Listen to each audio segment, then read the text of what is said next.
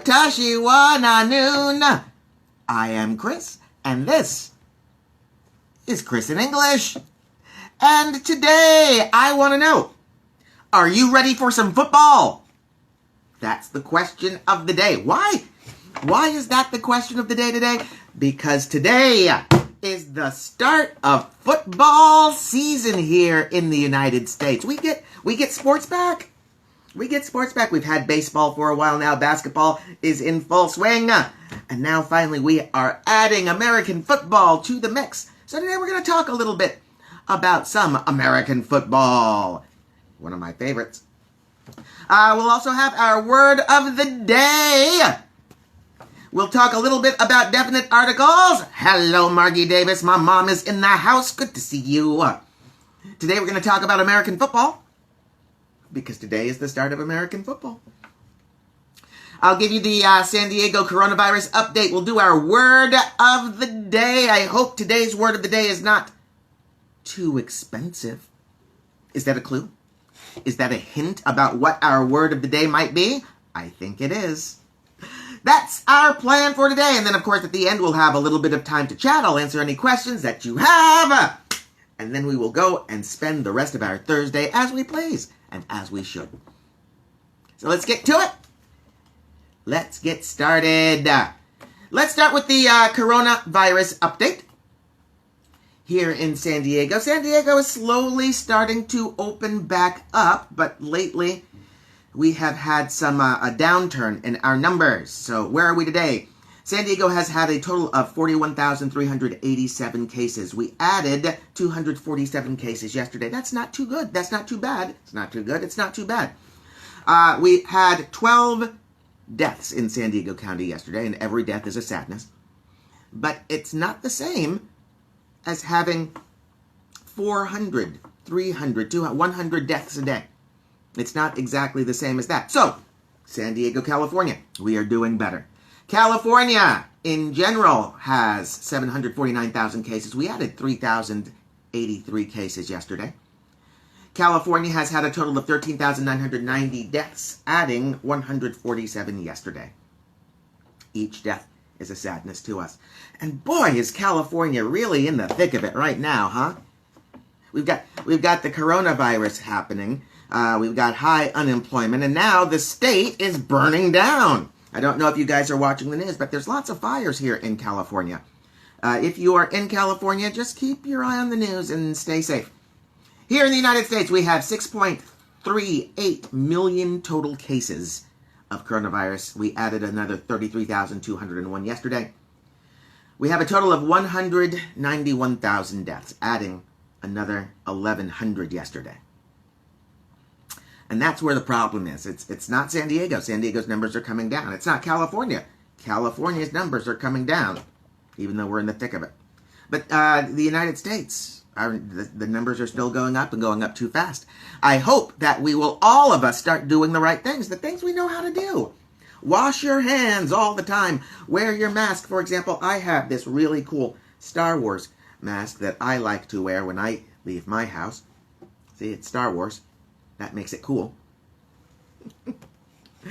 Stay out of crowds. If you're in a crowd, if you're out in public, maintain your social distancing. 1 meter, 6 feet. And yeah, if we all do the right thing, we'll get through this sooner rather than later. And then you can come to San Diego and have tacos with me. That's the San Diego coronavirus update for Thursday, September the 10th. How are you guys doing? How are your cities? How are your countries? How are you? Are you healthy? Are you safe? Is everybody doing well? I sure hope so. Well, Mom, it looks like it's just you and me right now. None of my other students are showing up. That's okay. I'm strong. I'm powerful.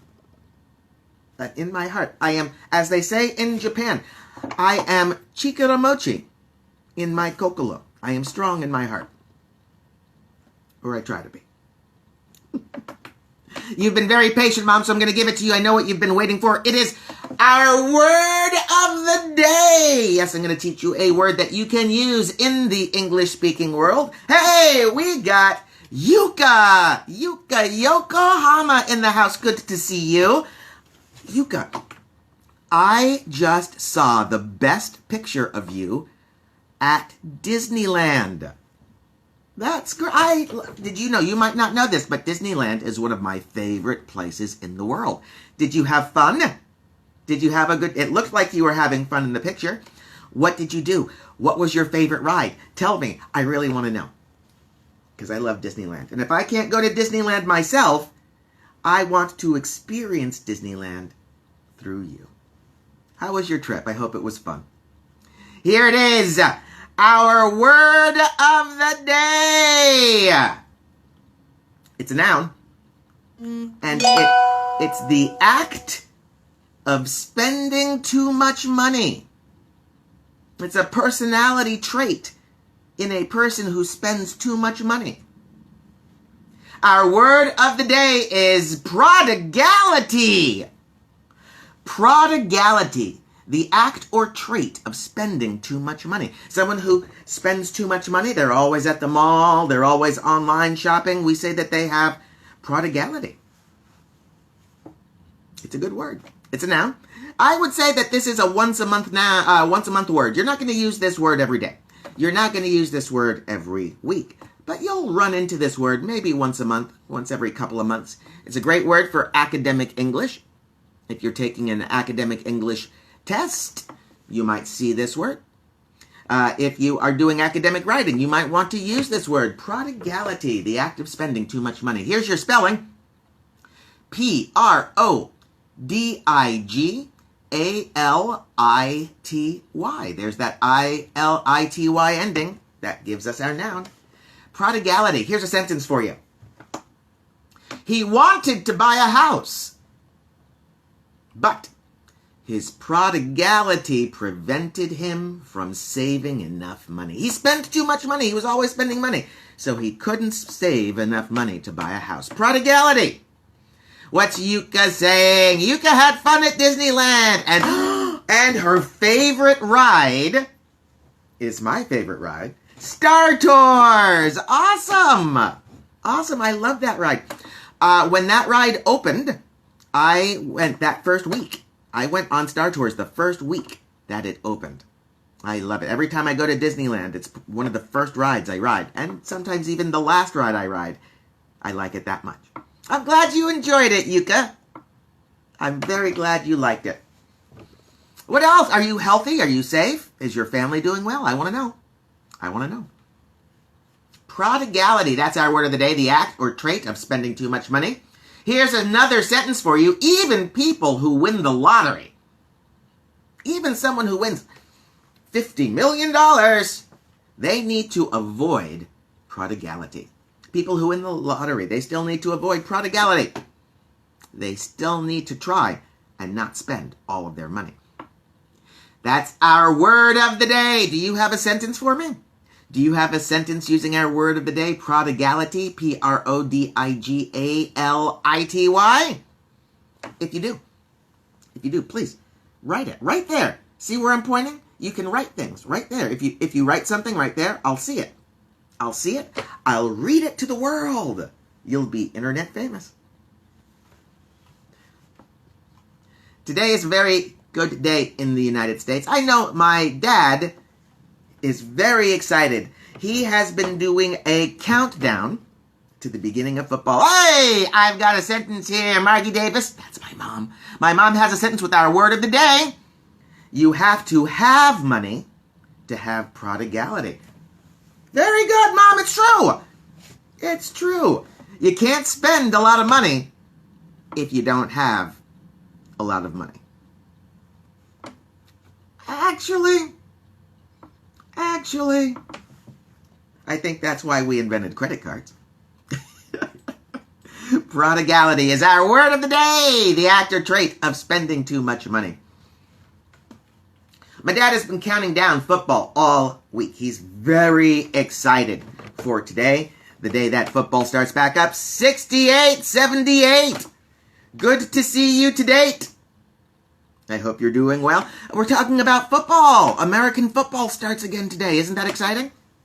I'm a football fan. I used to be a bigger football fan. Something happened to my football team, And now I'm not quite as big a football fan. Mighty, mighty! Good to see you!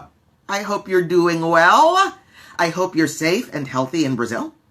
I hope you're eating delicious churrasco. I'm doing well. Our word of the day today is prodigality. Prodigality. Prodigality is the act of spending too much money. People who spend too much money have prodigality. It's a good word. It's a good word. Brazil. In Brazil, people love soccer. You call it football there. We call it soccer here. What is my football team? Mighty Maite wants to know what my football team is. Well, Mighty Maite, that's a hard question.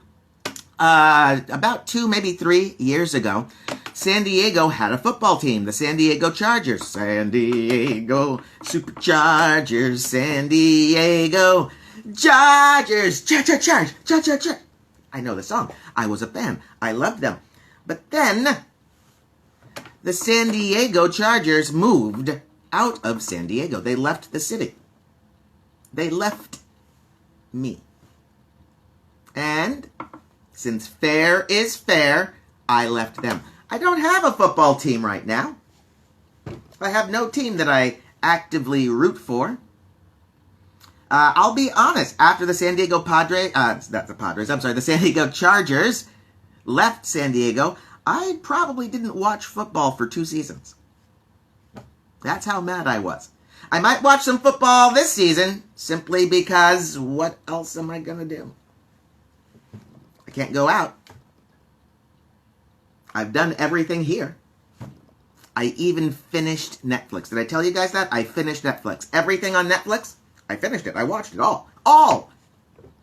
There's nothing left. So thank goodness we're back in football. Football started from soccer and rugby. In fact, if soccer and rugby had a baby, it would probably be American football. All 3 of those sports, soccer and rugby, American football, have the same origin. And that's why Americans call it football. It harkens back to the when the sport was just one, all 3 sports were one sport. American football actually does have a different name. A lot of people don't know this. Even Americans, even football fans don't know that American football's other name is gridiron. Gridiron, Gridiron, gridiron. Many football fans know that one of the names of the football field, the area that we play on, is called the gridiron. But not many people know that that's the name of the sport, the official name of the sport as well. Gridiron football. Gridiron football started in the 1880s.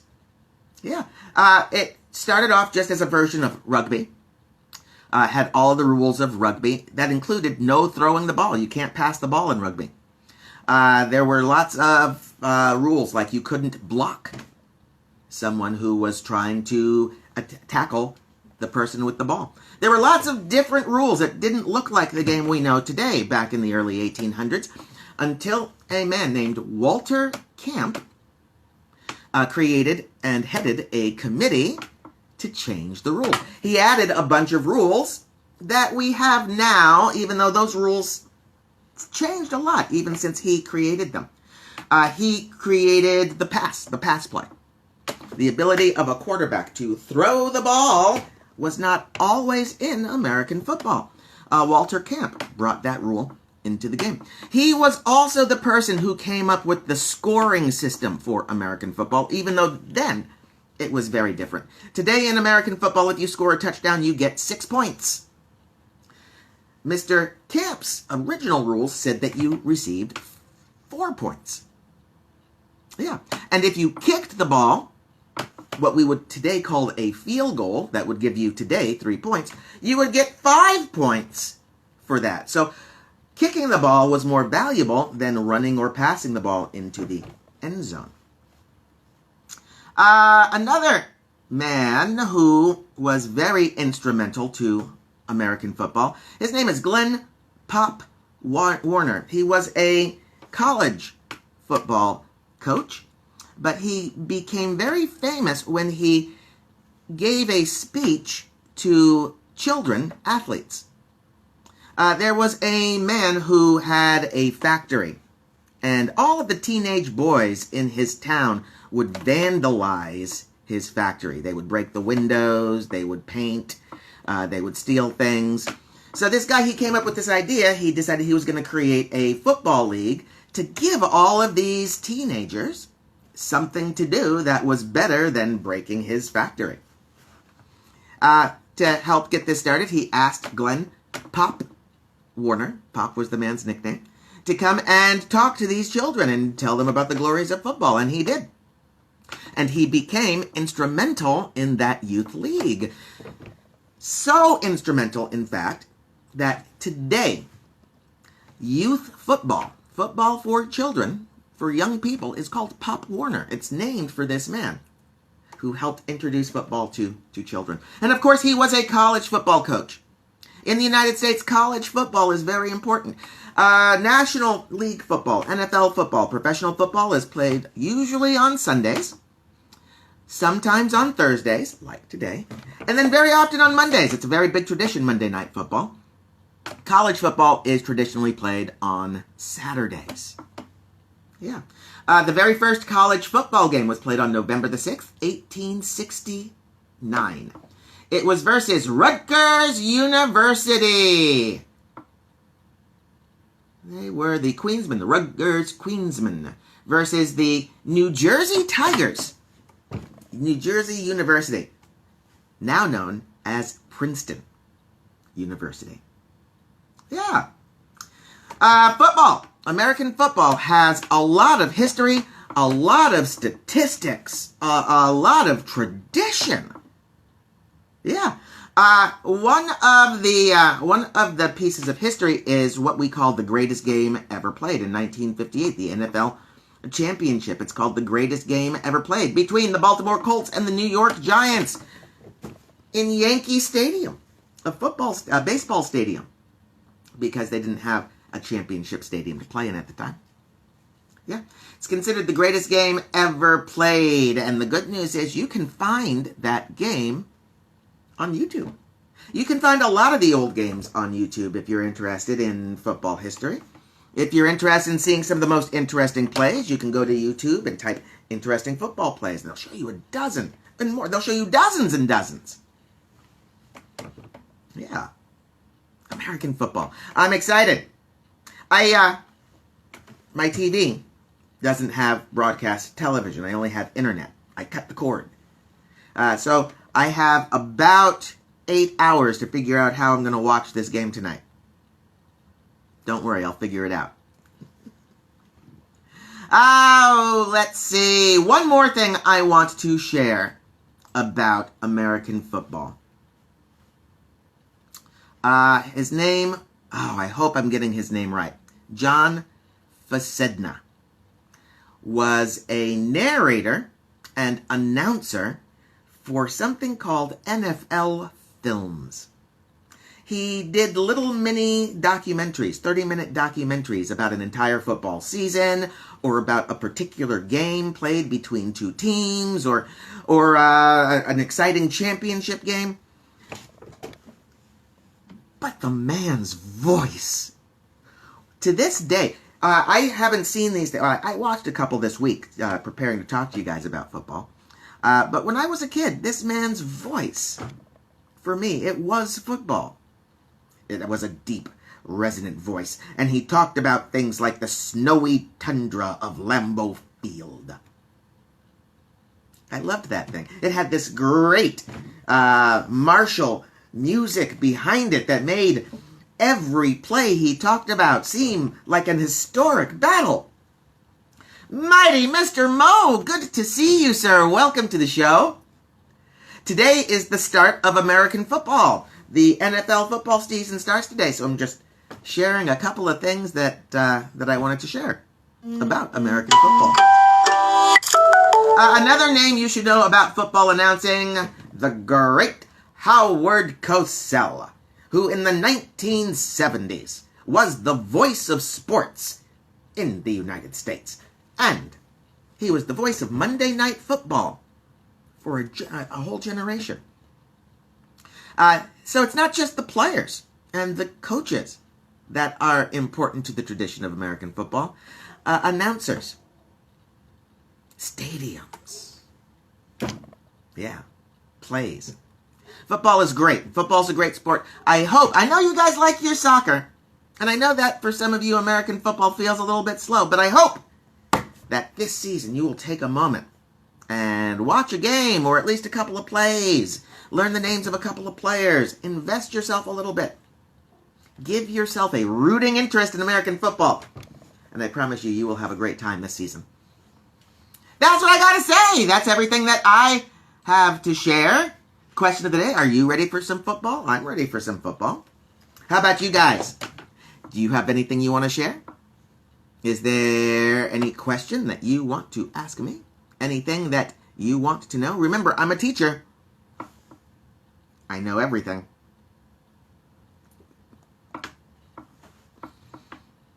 You know where to write it, right? You know where to write your question. Right there it is. Yeah, right there. No? All right. I'm going to say one thing before we end our show. Please tell all your friends. Please tell all your family. Please come to the show tomorrow morning. 6:30 San Diego time. Come here. We're going to be celebrating.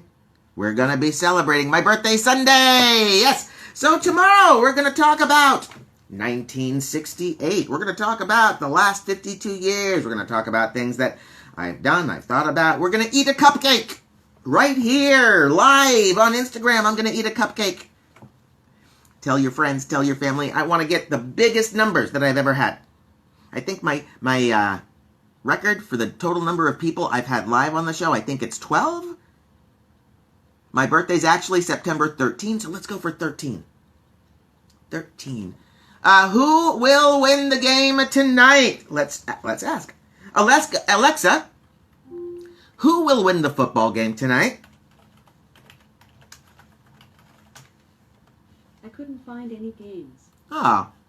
Well, Alexa doesn't know. Alexa does not know. Oh, stop. I'm going to go with the Chiefs, Mom. I'm going with the Kansas City Chiefs. Yeah, AFC West. Who knows? Maybe they'll be my team this year. I know a certain brother-in-law who would be happy with that. All right, my friends. Thank you for showing up today. Thank you for coming to the show. Please, please, please, please, please, please. Tell all your friends, tell your family, come to the show tomorrow. We're going to get lots of people. I'm going to eat a cupcake. We'll talk about 1968. We'll talk about 1977. We'll talk about 1986. We'll talk about all of it. So I hope to see you there. As always, if you have questions for me, you can post your questions here. You can send me an email at ChrisinEnglish.com. You can send a comment when this gets posted. Whatever you do, please just send a comment. I want to hear from all of you. So that's our show. Please remember, my name is Chris. I love you all. Go away.